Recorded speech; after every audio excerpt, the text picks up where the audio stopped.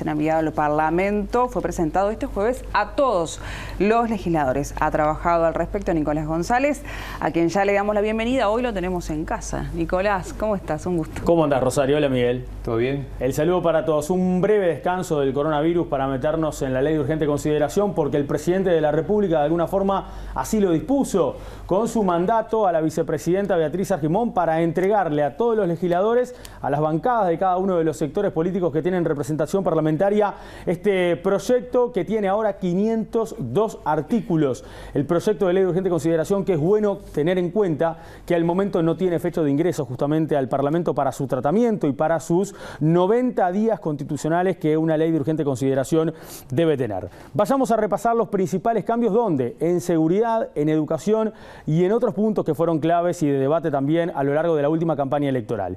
En el caso de la seguridad, vamos a repasar en las siguientes placas los principales cambios que se presentan en esta materia a propósito de la ley de urgente consideración. Y comenzamos a decirlos. Por ejemplo, hay disminución en algunas de las penas. Dice que la pena por violación, que decía en el borrador que sería de 4 a 16 años y que pasó a ser ahora de 3 a 16. La ley vigente establece además que es de 2 a 12 años de prisión. O sea que, por más de que hay disminución en casos a lo actualmente presentado o anteriormente presentado en el primer borrador de la ley de urgente consideración, que igualmente había estado en discusión con varias organizaciones sociales, civiles y también políticas, se hacen modificaciones. Hay modificaciones que plantearon algunos sectores obviamente de la coalición y esto de alguna forma también se plantea en la modificación. Otro de los cambios, la pena por abuso sexual, era en el borrador de 3 a 12 años de penitenciaría y quedó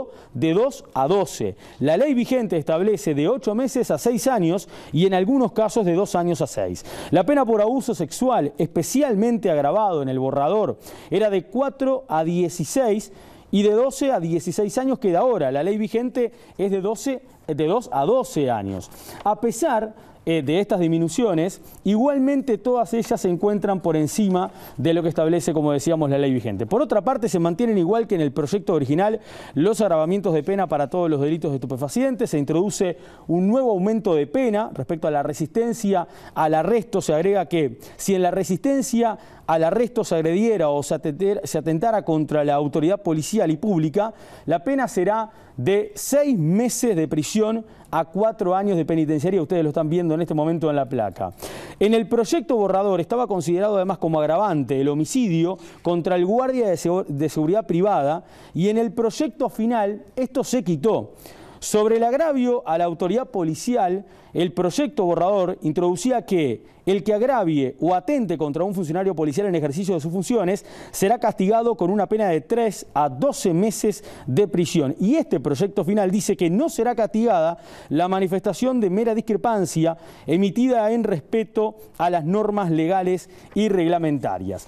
Este proyecto también tiene algunos cambios que fueron introducidos de forma íntegra en lo que tiene que ver a la situación de la seguridad en educación y en salud. Vean ustedes, el artículo 17 de esta ley establece una normativa para la protección a trabajadores de la educación y de la seguridad pública y privada. Señala que el que dentro del establecimiento educativo público o privado realice cualquiera de las siguientes acciones, sea hostigar, insultar, atacar físicamente o verbalmente, maltratar, menospreciar o perturbar emocionalmente e intelectualmente a los trabajadores de la educación, será pasible de una multa de hasta 80 unidades reajustables. Y además dice que el que arroje elementos de cualquier naturaleza contra un trabajador de la educación o contra un bien de utilidad educativa o que ingrese sin autorización a una escuela o liceo y no se retire a requerimiento del personal autorizado o que perturbe de cualquier manera el ejercicio de la función educativa o que provoque escándalo o inciten a la violencia, será pasible de una multa de hasta 50 unidades reajustables. Pero además, las multas previstas en los artículos precedentes se duplicarían si las acciones descritas se cometen frente a los alumnos. O sea, si lo primero establecido se comete frente a un alumno, no son 80, son 160 unidades reajustables de multa. Y si lo segundo establecido se comete frente a un alumno, no son 50 unidades, son 100 unidades reajustables. O sea, se duplica ante la presencia de los alumnos, ya sea cualquier tipo de acción violenta ante el personal de la educación, sea pública o privada. Vamos a continuar repasando ahora, por ejemplo, que también establece que lo dispuesto en este presente artículo será de aplicación cuando se arroje elementos de cualquier naturaleza contra un trabajador de la salud pública o privada o contra un bien de utilidad en materia de salud. Hablemos del Código del Proceso Penal, que ha sido un tema de muchísimo debate fundamentalmente con los fiscales. Ustedes recuerdan que la Asociación de Fiscales del Uruguay se reunió con el Poder Ejecutivo luego de conocerse el primer borrador de la Ley de Urgente Consideración, y lo mismo ocurrió con los magisterios. Y vamos a escuchar justamente lo que propone, vamos a ver en esta placa lo que propone en cuanto a los cambios del Código de Proceso Penal, que fueron los principales cambios que vienen en materia de seguridad en este proyecto final. En el borrador se derogaba el principio de oportunidad previsto en el Código de Proceso. En el proyecto final se mantiene la figura, pero con modificaciones. El principio de oportunidad habilita al fiscal a evaluar si el hecho denunciado merece iniciar la persecución penal o abandonar la ya iniciada. Con la modificación, en caso del archivo de la causa, la víctima podrá solicitar al tribunal que ordene el reexamen del caso dentro de los 30 días de la notificación. Por otro lado, se amplía el alcance del proceso abreviado. Este proceso podría ser utilizado en el borrador para delitos con una pena máxima de 3 años de penitenciaría, y ahora esa pena se amplía a 4 años. Actualmente el proceso abreviado puede llevarse adelante en penas de hasta 6 años de penitenciaría o de otra naturaleza. Sobre este punto, hoy estuvo al mediodía el abogado penalista Andrés Ojeda, además asesor en seguridad del Partido Colorado, y decía lo siguiente. Esta es la prueba clara de que el gobierno escuchó y fue receptivo.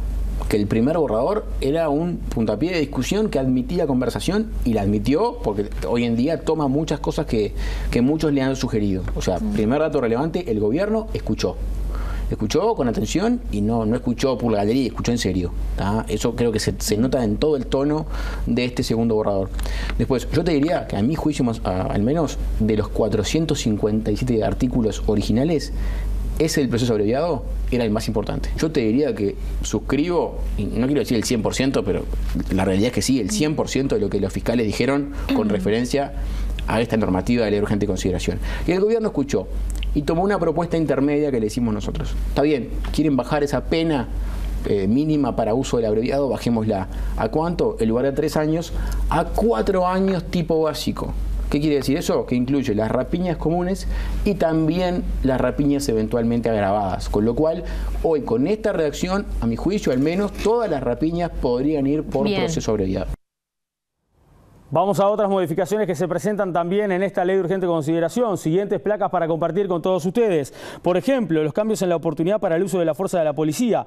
El borrador incluía que la policía podrá hacer uso de la fuerza legítima cuando se ejerza contra el personal policial o terceras personas violencia por la vía de los hechos, o cuando el personal advierta la inminencia de un daño por agresión con arma propia o impropia, a fin de salvaguardar la vida o la integridad física propia o de terceros. La modificación en este proyecto final es que el policía está habilitado a hacer uso de la fuerza también cuando el inminente agresor no tenga armas, no porte armas. Otro de los cambios que también se hace sobre el deber de los ciudadanos a identificarse. Bueno, el borrador de la ley establecía que toda persona tiene el deber de identificarse cuando la policía lo requiera, por lo que el oficial policial podrá requerirle la exhibición de su cédula o de un documento que la identifique. Si la persona se niega a hacerlo, podrá ser conducida a la correspondiente dependencia policial con la finalidad de corroborar su identidad. Este proyecto final dice que si la persona careciere de documentación que acredite su identidad declarada, la policía podrá conducirla a sus dependencias para tomar su fotografía e impresiones digitales e interrogarla acerca de su nombre, dónde vive, el estado civil, la ocupación,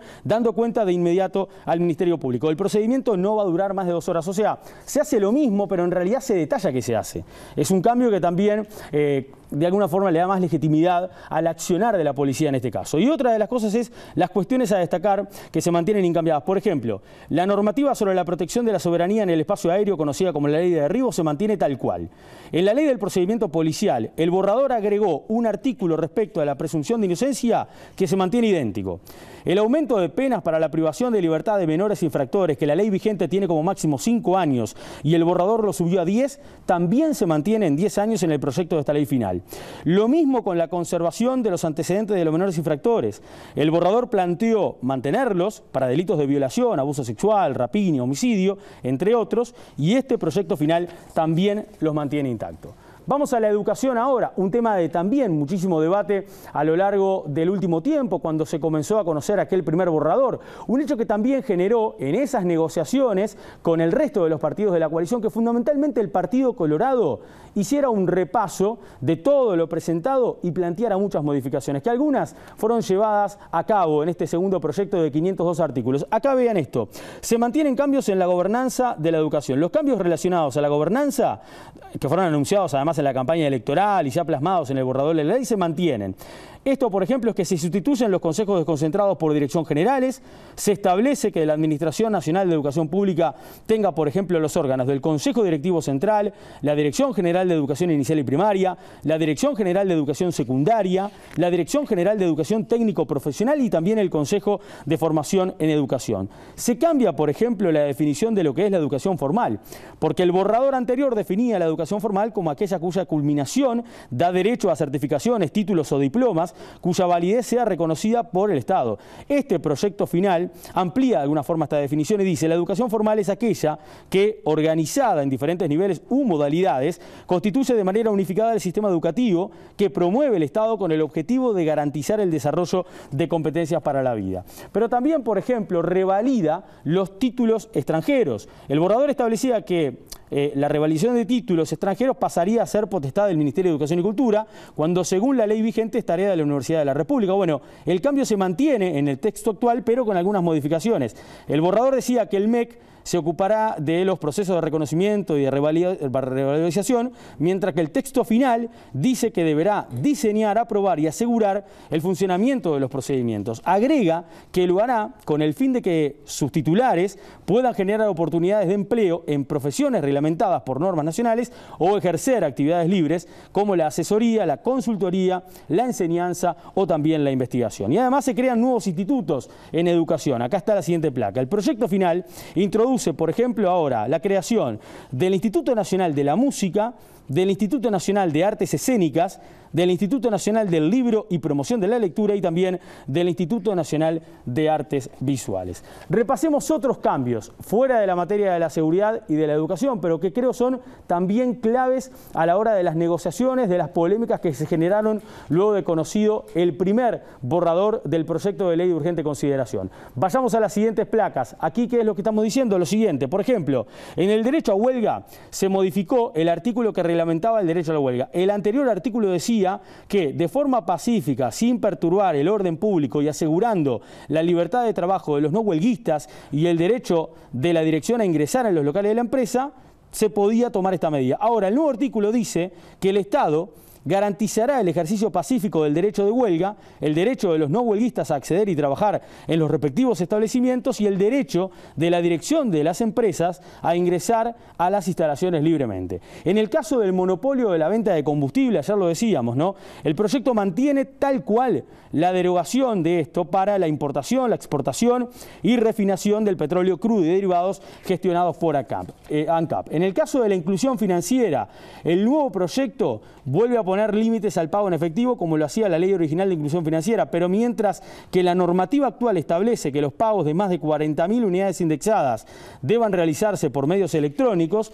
el nuevo proyecto eleva ese monto a $100.000, ¿no? Está claro. Y en el caso de la ley de medios, era otro de los puntos que ayer decíamos que el borrador inicial proponía derogar 8 artículos y los incisos, bueno, se resolvió que todo esto vaya por un proyecto aparte. Vayamos a las repercusiones políticas. Las primeras, claro está, se dieron inmediatamente ayer, luego de conocido, tras la conferencia de prensa de la vicepresidenta Beatriz Argimón y del prosecretario Rodrigo Ferrés, con la reunión que hubo entre el PIT-CNT y el Frente Amplio. Así estuvo Javier Miranda, reunido con Fernando Pereira, y así estuvo nuestro compañero Roberto Riolfo en la cobertura. Y esto era lo que decían ayer el presidente del Frente Amplio y el presidente del secretariado de la Central Obrera. ¿Parece razonable en la emergencia sanitaria económica y social que estamos viviendo, enviar un proyecto de ley de urgente consideración al Parlamento en este momento, cuando hay dificultades para la discusión? ¿Cómo se van a hacer las comisiones?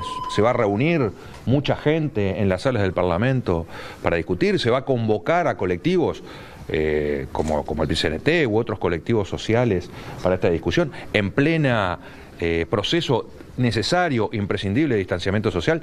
Parece una mala idea. Si nosotros considerábamos que era negativo considerar 467 artículos en un solo proyecto de ley en pocas semanas, considerarlos en tan pocas semanas en el medio de una pandemia parece la propuesta más inadecuada de todo este periodo.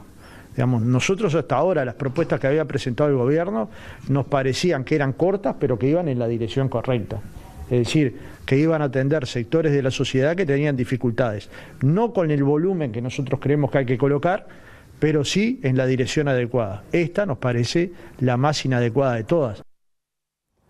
Y ustedes tal vez pudieron escuchar la respuesta del ministro del Interior, Jorge Larrañaga, aquí en estos estudios en la jornada anterior, en la entrevista con Miguel Nogueira. Vamos a repasar lo que decía Larrañaga sobre este punto de cuestionamiento del Frente Amplio y del PIT-CNT. He escuchado expresiones de problema democrático. ¿En dónde está el problema democrático?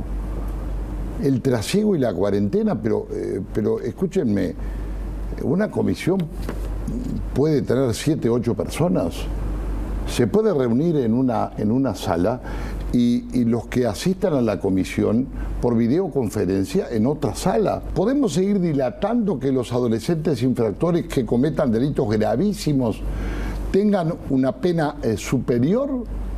¿Podemos seguir dilatando que los policías puedan tener más horas por el 222 para poder también tener más presencia policial, incluso en el ámbito comercial y en muchos lugares de la ciudad de Montevideo y del país?